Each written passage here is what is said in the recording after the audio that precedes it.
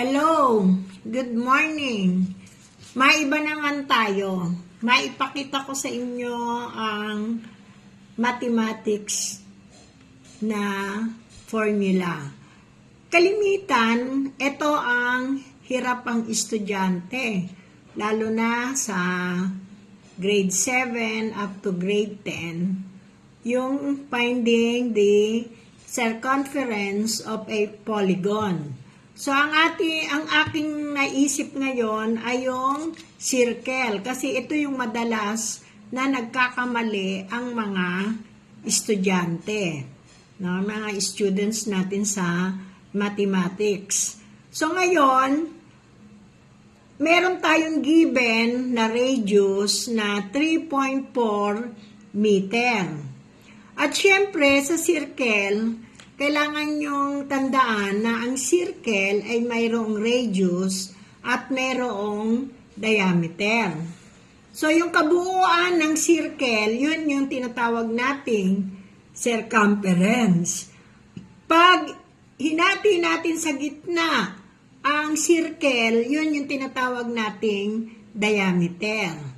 At kalahati ng diameter ay yun ang tinatawag nating radius. Tandaan nyo yan. So, ang isa pang dapat yung tandaan ay yung value ng pi.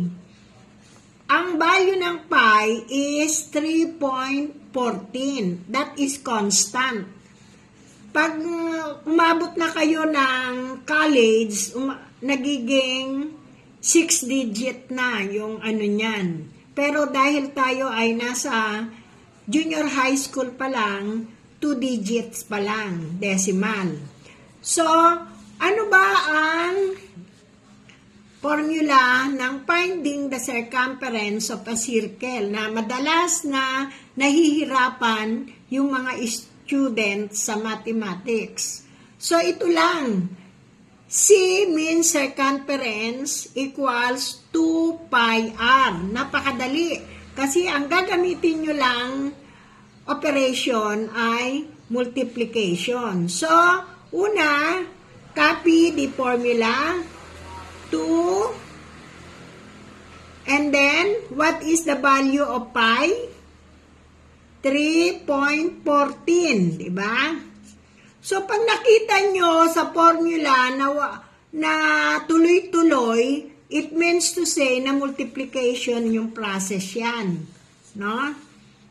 So, ngayon ay imumultiply naman natin sa given radius. Ano ba yung given radius?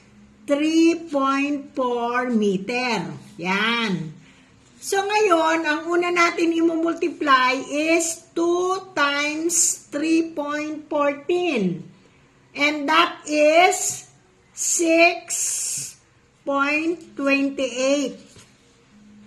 No? Times 3.4.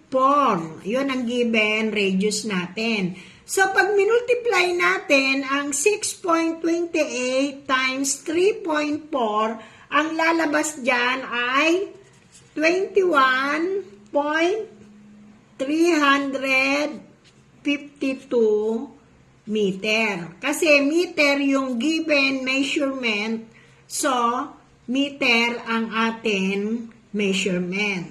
So, kung babasahin natin in decimal ito, 21 and 352 thousandths.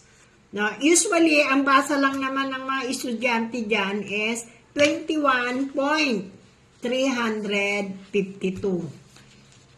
I hope kahit paano ay may matandaan kayo. Yun nga lang, paano kaya hindi magiging baliktad ito? Pero at least, kahit baliktad siya, nasundan nyo yung operation sa aking pagtuturo. Simple math lang ito.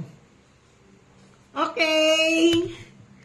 Thank you. I hope mayroon kayong natutunan sa aking inintroduce sa inyo.